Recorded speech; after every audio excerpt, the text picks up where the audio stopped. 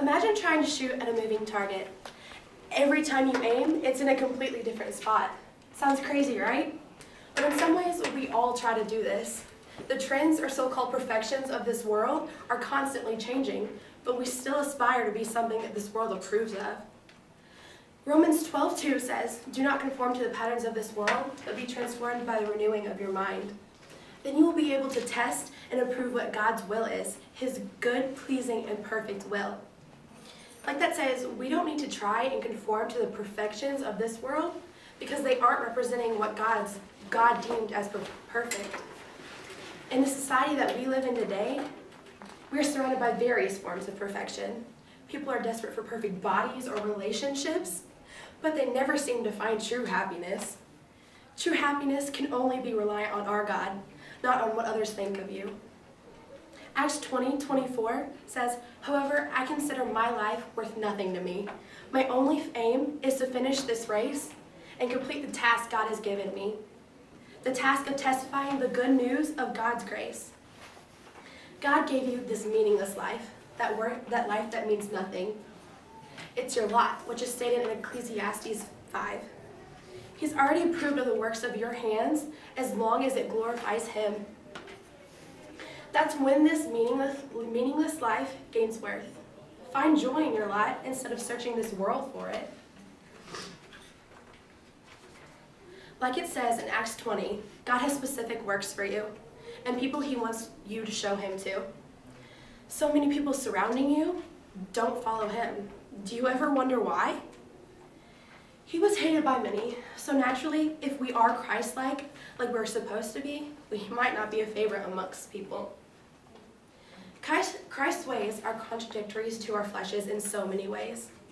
As humans, we want to indulge in our selfish desires. By acting like our Father, we deny ourselves and go against the ways of this world. Not many can comprehend that. But how can one be living in this world, but not as the world?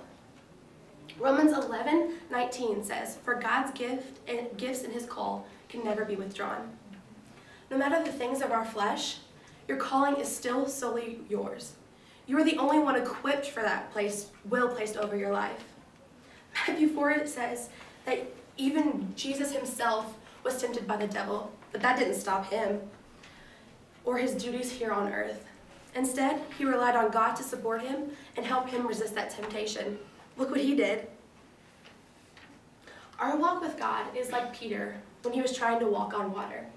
We can do uncommon and supernatural things with our faith in him, but the second that we falter in that, we begin to sink in the ways of this world again.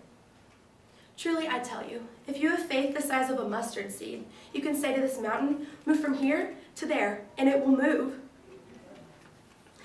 Nothing is impossible for you. That's stated in Matthew 17:20. With God, all things are possible, especially the perfect will that he has given each and every one of you. He will remain by your side when faced with those mountains, like your temptations, and he'll give you the ability to move it. That faith is necessary for your life with him. Whoever says he abides in him ought to walk in the way he walked. As that verse says, 1 John 2:6, if we follow Christ, we are to look and act like him. We need to step out of this world and strive for something many people in this world don't see, a Christ-like perfection. Though we will never reach this perfection, we are able to resemble it, and that's so important nowadays. Nothing in this world is permanent. Will the temptations that you've indulged in here on earth still matter when you're sitting before God? No, it's all fleeting, except for the works that you have created for him. Imagine seeing the people that you shared Christ's love with in heaven instead of knowing that they are living with eternal torture. Everyone deserves to know about the one who sacrificed his life as an entryway to heaven. Could you possibly deny someone, even your worst enemy, the opportunity to escape hell? Imagine if we put all of our focus in becoming more of what God has called us to be, rather than fitting into the standards of this world. That incessant passion, paired with a faith that could literally move those mountains, could revolutionize this generation. We could start a revival that would never be stopped. Our love for God would be like an uncontrollable wildfire. So tell me, Are you shooting towards that moving target, that target of pleasing this world? Or are you willing to move those mountains and be that one necessary spark to create that wildfire?